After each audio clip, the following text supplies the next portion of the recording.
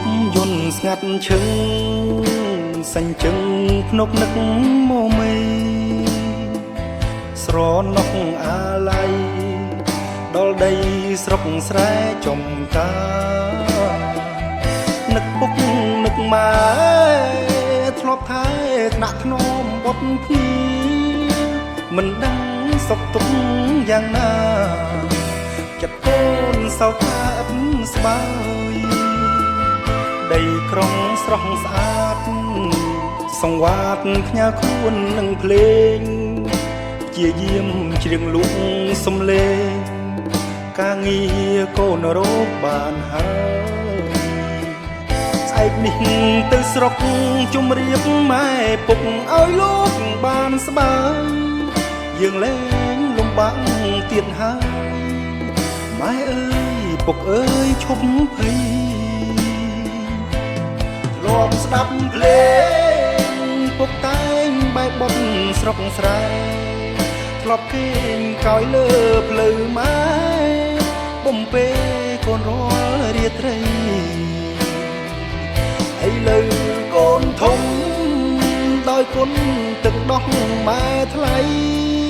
សូមលោកទាំងពីរកុំភ័យកូនសុំធានារក្សាពុកអើយម៉ែអើយបទនេះកូនច្រៀងជូនស្ដាប់បទភ្លេងទំនុកសាស័ព្ទស្ដែងពីទឹកចិត្តស្នេហាជាអ្នកចំរៀងខំច្រៀងគូនឹងហ្គីតារកប្រាក់ជួយជ្រងគ្រួសារជួយពុកជួយម៉ែឲ្យស្បើយ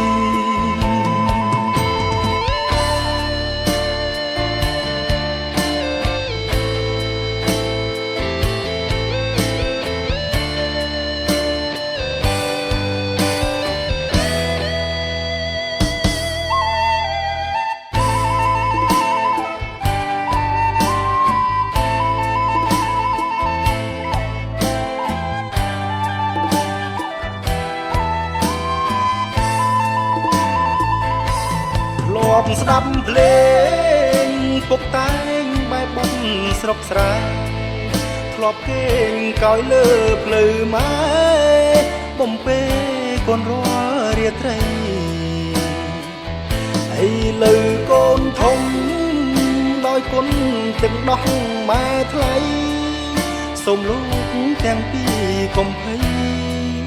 កូនសុំធានារក្សាពុកអើយម៉ែអើយបទនេះកូនច្រៀងជូនស្ដាប់បទភ្លេងទំនុកសាស័ព្ទស្ដែងពីទឹកចិត្តស្នេហាជាអ្នកចំរៀងខំច្រៀងគូនឹងហ្គីតារកប្រាក់ជួយជ្រងគ្រួសា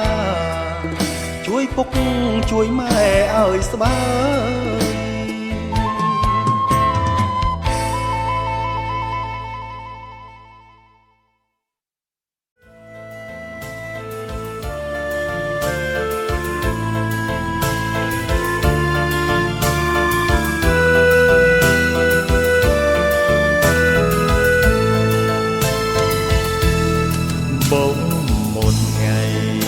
cha tôi lìa xa tôi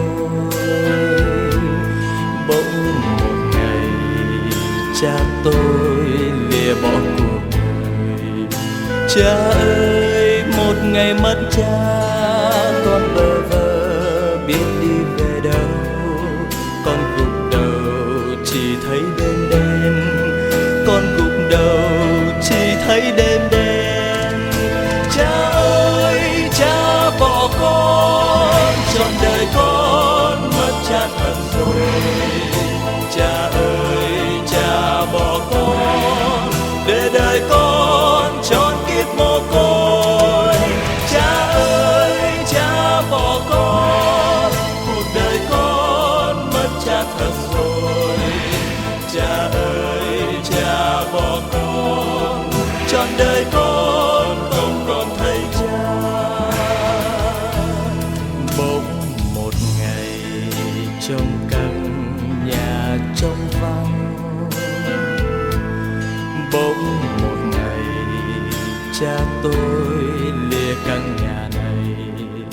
cha đi vào lòng đất sâu.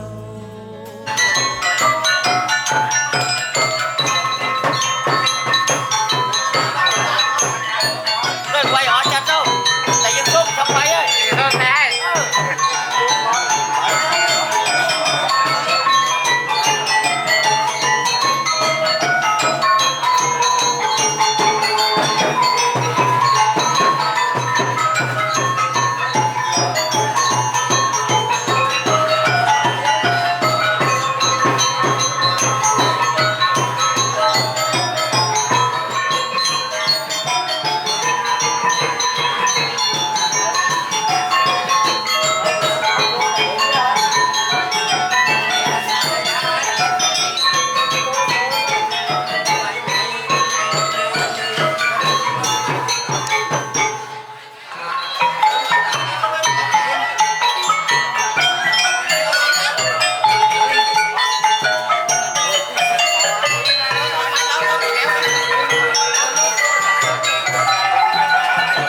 subscribe cho kênh Ghiền Mì Gõ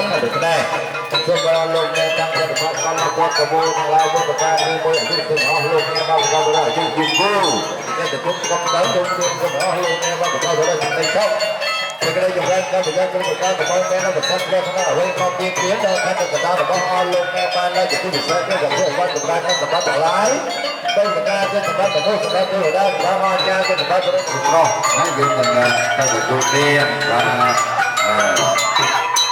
nó thật to ở bên con đó con nó chỉ là cái bấy và bên trên là cái con trôi để là một cái trí tuệ để đến kết quả xin cầu chúc cho cháu được dồi dào sức khỏe an khang thịnh vượng. Nam mô Bổn Sư Thích Ca Mâu Ni Phật. Mô Phật.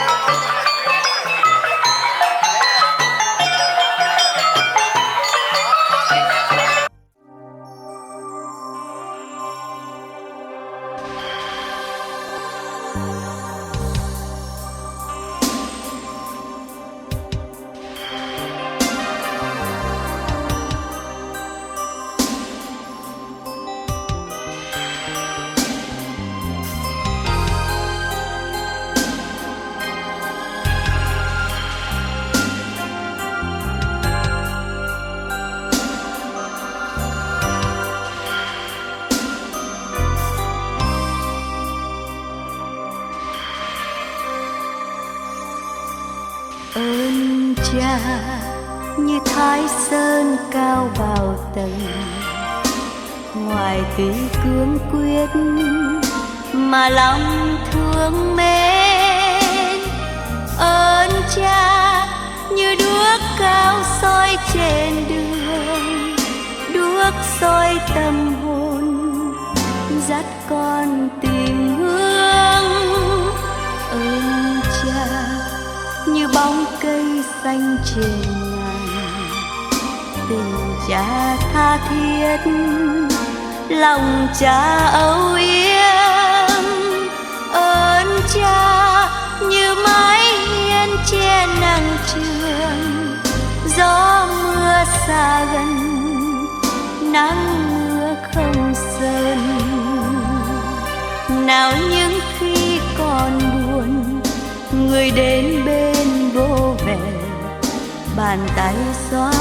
trên mái tóc mến thương. Đôi lúc cha khuyên con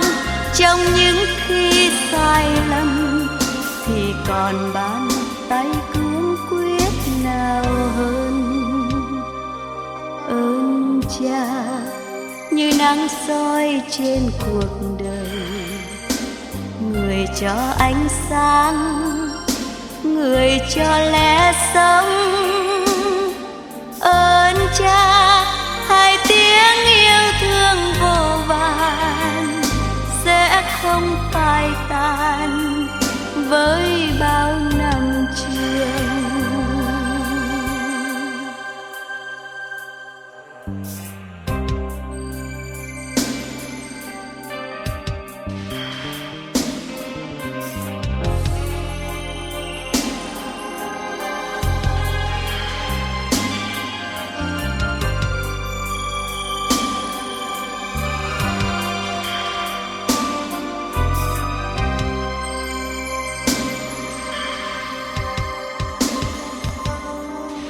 Nào những khi còn buồn người đến bên vô vẻ,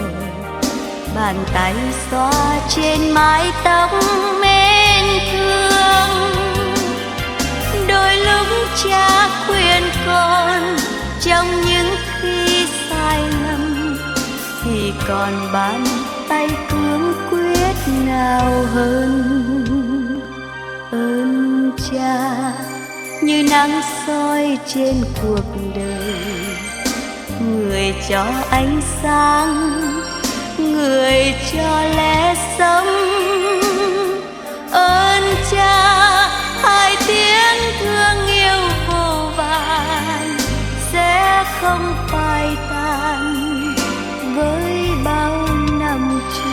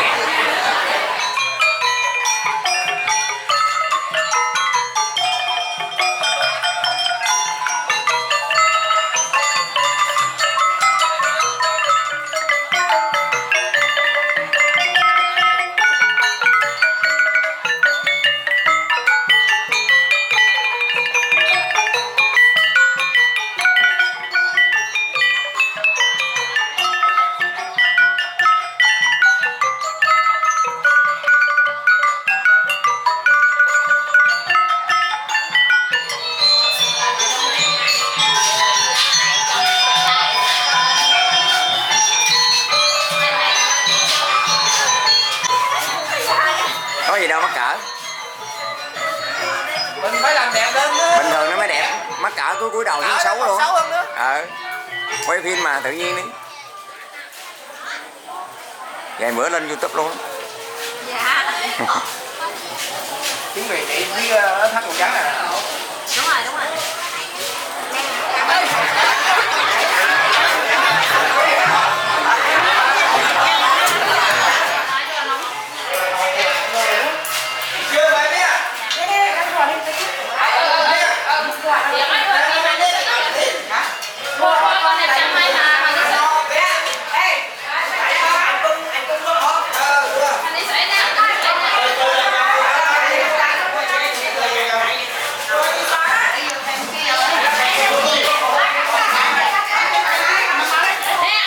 Chẳng tổ tư chẳng thường để ban chùa ruông từng lúc cộng đông nông cam mau thì chỉ mỗi lần bất nó có tí đá rồi ban lục ta dân sân nếu để ban tổ đất thưa là nông cam mau thì bần theo bản là cách cầm đất ban bay là nghe tí bay nước kia đồng đâu ngay phần cuốn rốt khe thần quân năm ruông cho sắc quân tờ sắc cả rai pi bón pram rồi học sắc cầm bay có con tay dân khi nhâm bát việc côn việc châu rồi con lục ta dân sân nâng xôn thôi nó sẽ cái đây ông lo o kinh yang chỉ đi trâu cho con thực chất rồi con o lục nè đã bên qua cầm men nông cam mau bị thịt bần là nghe thịt bấy và tôi chỉ tí bảy chót nên cam mau bị thịt bần nâu tay bên phải hiếm dân khi nhâm bát việc côn việc châu đây có đông phương nó đang ngày nay nó phải tiến nó mấy đầu tư mẹ khó chung từ đó luôn bệnh nhân là khăn nơi sóc rồi có lục ta dân sân đấy khai kren luôn men sạch tết theo lo và các tí đã mặt xong cua đã không thêm ý đơn đây là dân luôn sự tôn đi luôn bệnh nhân là khăn nếu là con lục ta dân sân và các tí đã không có ở đồng gương có con tay nông organic dân khi nhâm bát có sông đồng nang ôi bất một bất thị ta rồi có lục ta dân sân chẳng nó xôn thôi nó sẽ cái đây ông no kinh nhận chỉ để chú chụp con và ta thực chất là con on lục nè đời lệ tiết cứ tha nó phân nông thằng ngày ní cứ men vật đây cho bậc quân để nâu vật đầy tinh nó nâu khách đầy dính để khách đào quân nâu nguyện con là con chụp ni để để ban sang luôn nâu vật đại tình năng nếu ban chia vào đây cho bậc tướng mong luôn bậc ón bác lại mong khi ngày trống với ta men miên mong hôn như từng ó mình ban đơn lâu như khi nhau bác từng sung chương đồng lớn theo miên để vào đây cho bậc tướng mong đại tình năng nâu huyện tiểu cần khách đào vinh ban để mong mong muốn bậc ón mắt ta còn no men trang trai chỉ qua người trái đầu bay thương bậc thí băng school ôi lục ta dân sân đi tiên nâng dân khi nhà bác là sân cầm điệp nếu ra phải ôn lục nè ban điệp đi hỏi chia phò la ăn thì xong là thi bên Cộng Hoàng xây dựng công ty Cộng Hoàng xây dựng thành phố Hồ Chí Minh đại chia đi gần lan hồ ổn mến để ban của rốt để thư cầm bán tận đọc cho năm nơi công ty này ngay ấy lâu ban người số lục ta dân sân thương cao là kia thì ra thì các tụi đã luôn hỏng mất cái thằng nông công ty nó bên tiền giám đốc phó giám đốc ý cả ban chưa luôn nếu đọc bây là chui chơi còn liên tục nông cam mạo thì bọn này tiếp hai đứa thế này chúng tôi xin thay mặt cho gia đình cũng như tất cả các con của ông Dân Sân trong đó có ông Dân Mên có làm với công ty của Cộng Hoàng đó thì xin thay mặt cho gia đình chân thành cảm ơn đến toàn thể tất cả quý vị trong công ty xây dựng Cộng Hoàng có đem những cái vòng hoa tươi thắm để chia buồn kính viếng cùng với gia đình của chúng tôi. Một lần nữa cũng xin thay mặt cho gia đình chân thành cảm ơn rất nhiều đối với tấm lòng hảo tâm của toàn thể tất cả quý vị công ty đã bỏ thời gian quý báu đến để cùng chia buồn với gia đình. Một lần nữa cũng xin cầu nguyện đến ơn Đức Phật chức thiên và chư thánh cùng đến ơn trọng sáng của Tam Bảo, do nhờ quy đức của Đức Phật, do nhờ quy đức của các tháp, do nhờ quy đức của chư thiên Phật Pháp Tăng dùng phù hộ cho tất cả quý vị trong công ty được dồi dào sức khỏe, tai qua nạn khỏi, nhưng Mâu Ni Ngọc chiếu sáng trên tận Tây Phương sừng sững như núi cao, trong trẻo như ánh sáng như một biệt, và cầu xin cho quý vị trong công ty được hưởng là 5 điều lành của Đức Phật. Điều thứ nhất là được sự sống lâu đến trăm tuổi già. Điều thứ hai được yên vui sắc đẹp như bông hoa. Và điều thứ ba cũng xin được trí tuệ thông minh hơn người. Điều thứ tư được dồi dào sức khỏe. Và điều cuối cùng xin được phước lộc vạn thành. Và lời cuối cùng cũng xin chầu chúc cho tất cả quý vị bên công ty Cổng Vàng được hưởng 3 cõi trên. Cõi thứ nhất là cõi người, được hưởng tài sản phong phú. Cõi thứ hai là cõi tiên, được hưởng phúc lộc cao sang. Cõi thứ ba là cõi niết bàn, đó là một cái nơi dứt lìa sinh tử khổ đau. Và xin chúc cho toàn thể quý vị trong công ty Cổng Vàng được dồi dào sức khỏe, an khang thịnh vượng. Nam mô Bổn Sư Thích Ca Mâu Ni Phật. Mô Phật. Mô Phật. Có vòng hoa để kính viếng đến ông Danh Sanh vừa mới qua đời. Cũng một lần nữa cũng thay mặt cho gia đình cũng như là xin chân thành cảm ơn rất nhiều đến với toàn thể giáo viên của trường trung học cơ sở Long Phước, tỉnh Vĩnh Long. Coi như là cũng đã đến rất là nhiều,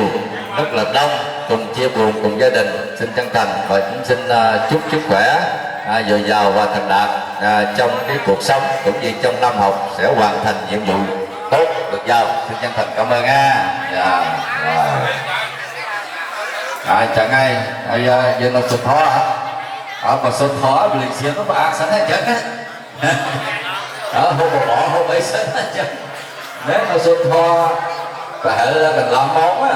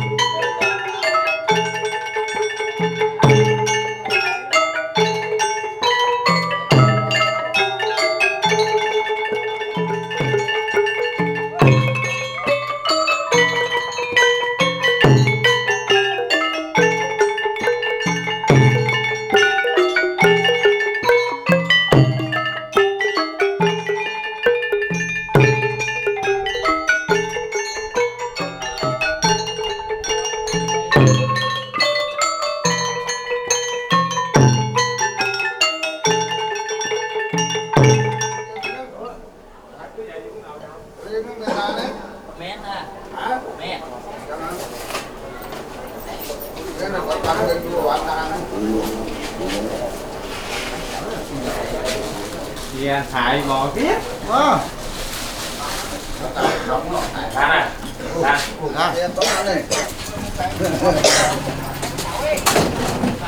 cây cùng nổi với đang được mày không buồn rồi đâu mẹ luôn ngon chứ không đâu mẹ nữa.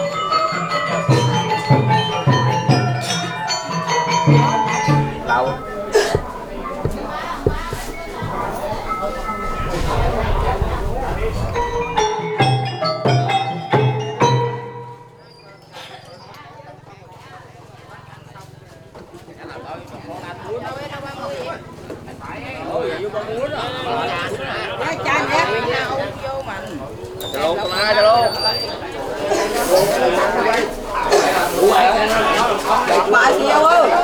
bọn nó lên đẹp có ai không? Không tụi ai đẹp lại đó được. Mà can mỏng không? Hãy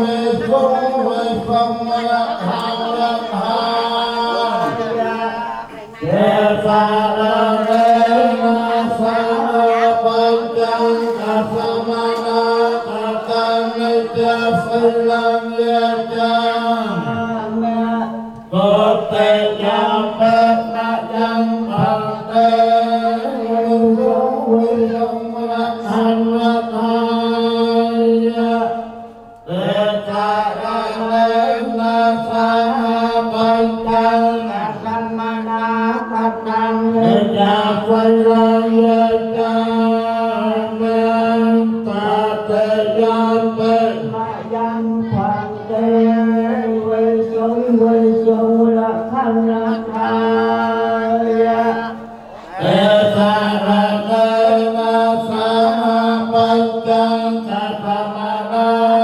ตังนะจัสไฟลังยะจังอาโนกะหังกัปวาไฟลังเกินเทโมปังเปนะโมตัสสะภะคะวะโตอะระหะโตสัมมาสัมพุทธัสสะนะโมตัสสะภะคะวะโตอะระหะโตสัมมาสัมพุทธัสสะนะโมตัสสะภะคะวะโตอะระหะโตสัมมาสัมพุทธัสสะ can mà hại nó đó can nữa นะโมตัสสะภะคะวะโตอะระหะโตสัมมานะโมตัสสะภะคะวะโตอะระหะโตสัมมาสัมพุทธัสสะนะโมภะคะวะโตอะระหะโตสัมมาสัมพุทธัสสะพุทธังสรณังเกจามิพุทธังสรณังเกจามิธัมมังสรณังเกจามิธัมมังสรณังเกจามิสังฆังสรณังเกจามิสังฆังสรณังเกจามิตุติยัมปิพุทธังสรณังเกจามิตุติยัมปิพุทธังสรณังเกจามิตุติยัมปิธัมมังสรณังเกจามิตุติยัมปิธัมมังสรณังเกจามิตุติยัมปิสังฆังสรณังเกจามิตุติยัมปิสังฆังสรณังเกจามิตติยัมปิพุทธังสรณังเกจามิตติยัมปิพุทธังสรณังเกจามิตติยัมปิธัมมังสรณังเกจามิตติยัมปิธัมมังสรณังเกจามิตติยัมปิสังฆังสรณังเกจา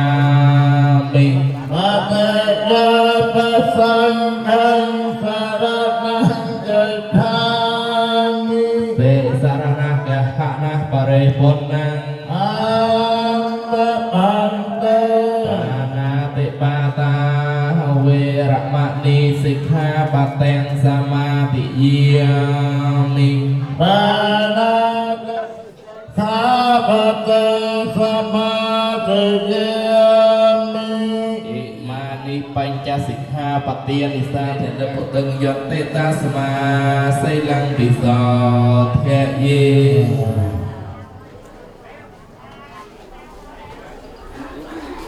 เอากันมากันเกินปลุกกันนะ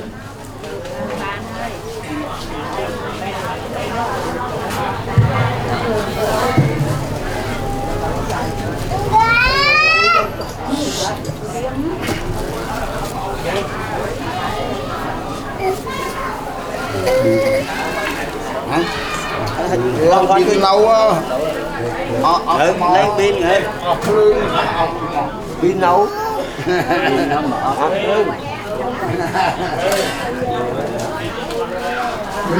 mô Tassā bhagavato arahato mang bể đâu Tassā Nam mô Tassā bhagavato arahato Samma Sambuddhassa Nam mô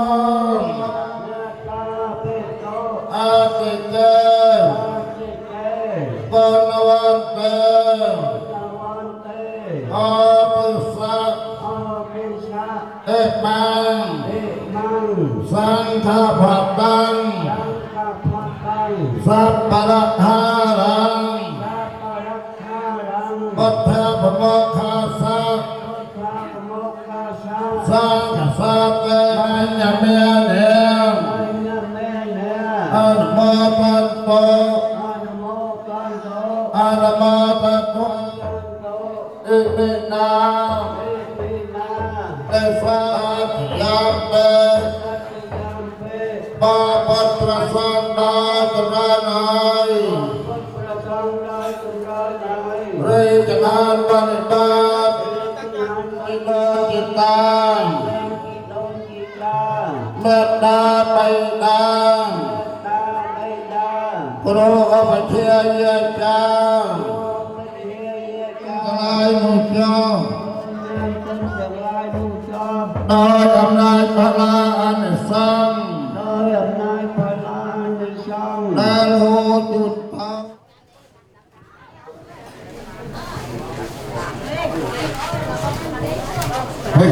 ไม่ผิดตั้งหลาหลาไหม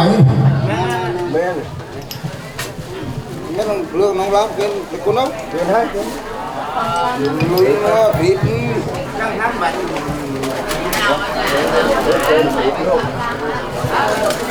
ดีให้น้องเป็นคนบ้านนะครับ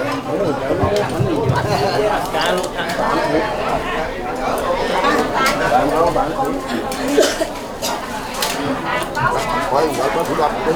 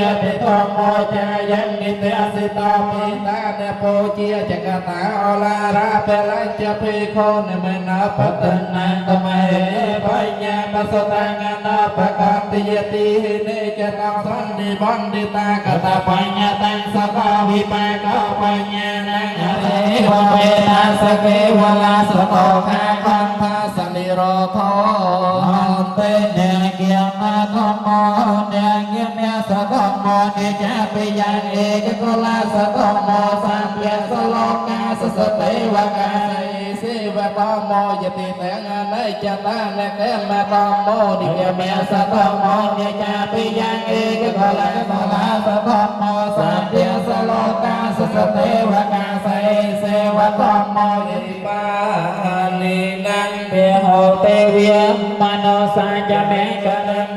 ลมอตแมงปฏิโรปเตสัมเพียสิตาเจเยเวียใจตามแมงกลมอตุยกมาหังเกลกเมวสเมจัตุสมาราทองกิวก่อนเจียดีก่อนจันได้ญาปรารถนาหาจังจันให้โชคลอยสบายดันแนคอยบานชามรัวรักตัง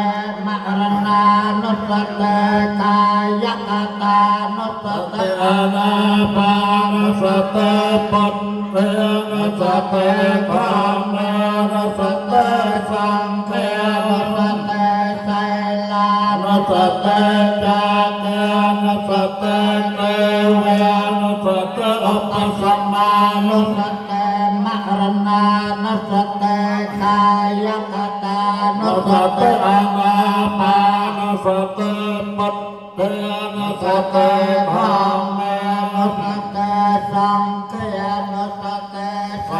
ลานะสเตจาเกนะส ตเตเว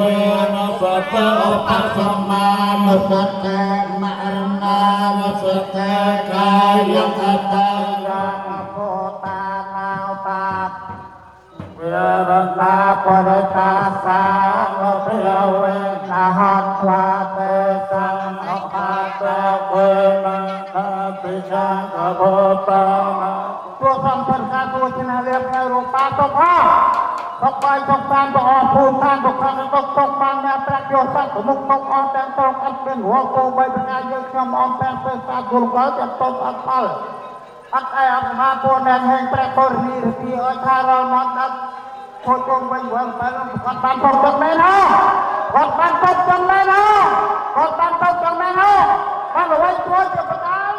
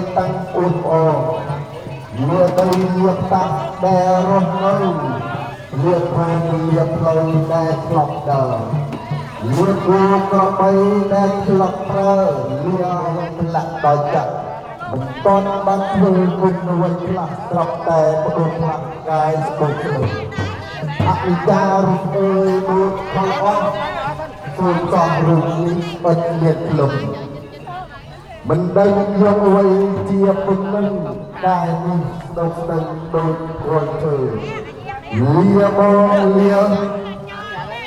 lia bong trong tay con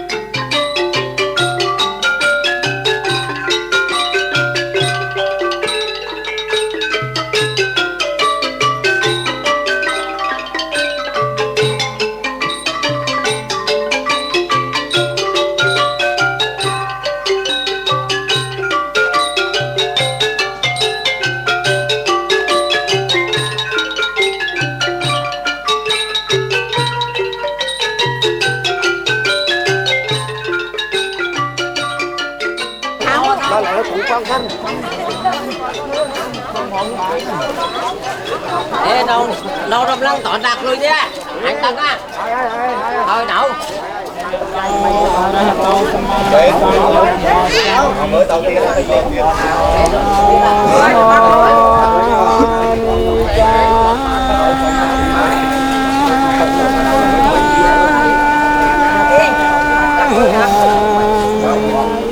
đỡ chiều ngay cái hao ru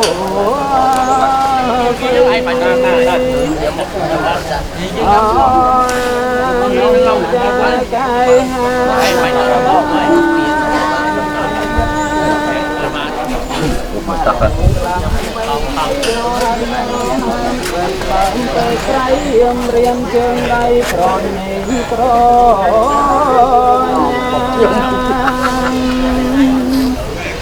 mình sao mơ rong cho mong chiếm hộp mấy trong ta thương thời cần hồn ấm bầy phần đôi khai có đó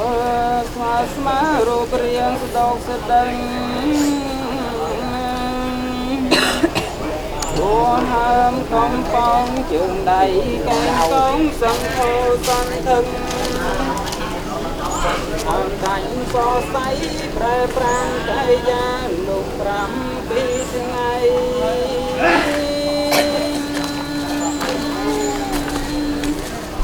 hoàn thành so sánh pre pran cây gia nhìn chiếm chính tung luôn ra rồi vẫn non xuống không công răng đại ống so say cho chọn sang xa rồi quý sang mong rây xa của sọc răng để lấy khăn lùng rắm của ngày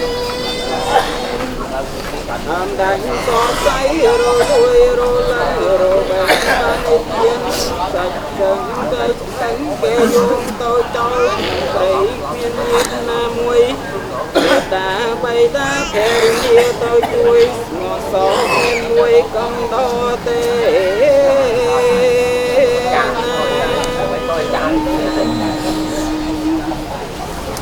cho nên cô kịch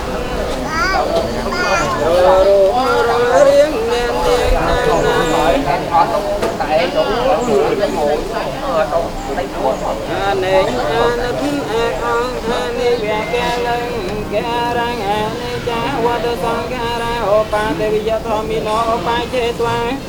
răng trong từ tê sang của bà sang mô sau cô dạng ra trâu trong con cô bên đau nè thì về tan thoan nó về cái dung tan về lô tan về dây tan ta chi quan ta ha là hết tan mà luôn nhang côn trên năng tan về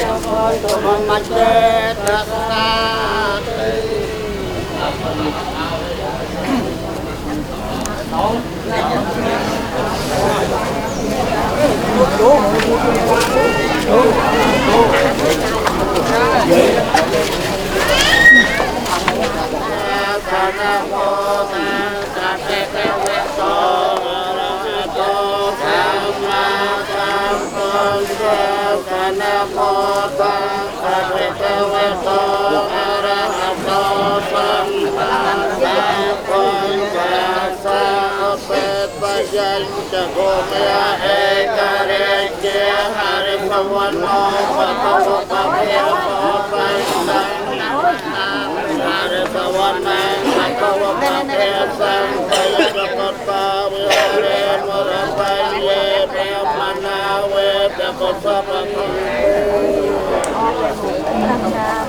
Đây còn em lãng mà anh em lãng cái con con đây mà luôn con đi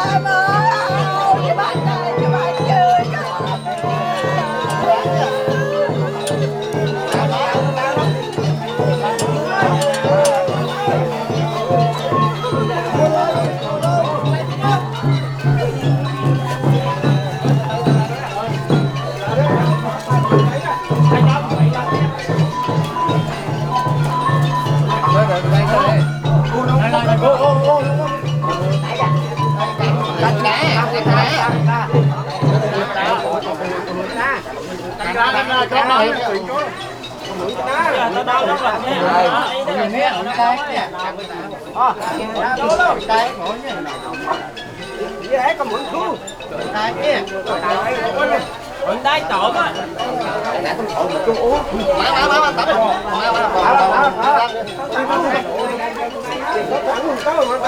Chân ai bài chôn đấy, chọt ít. Cái nó bình hảo tân thì đâu? Số kia nó cộn nó mới cho mà hạp thì đâu?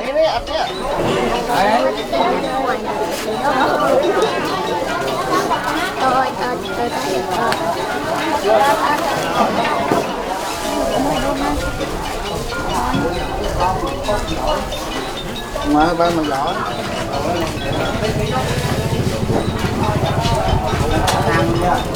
Ăn mình để đó luôn.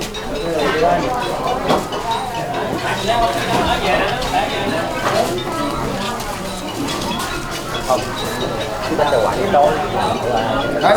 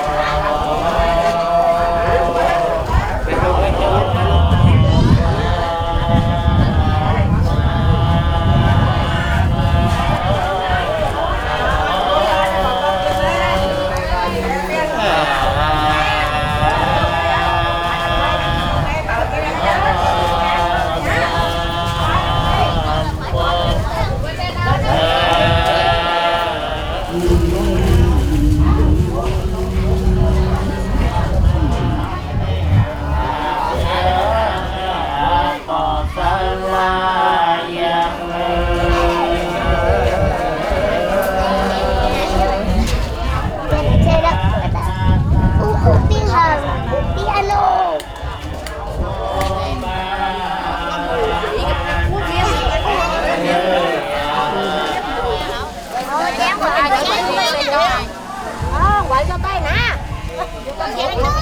Tao mì. Út là út cho nó út quậy tao đó.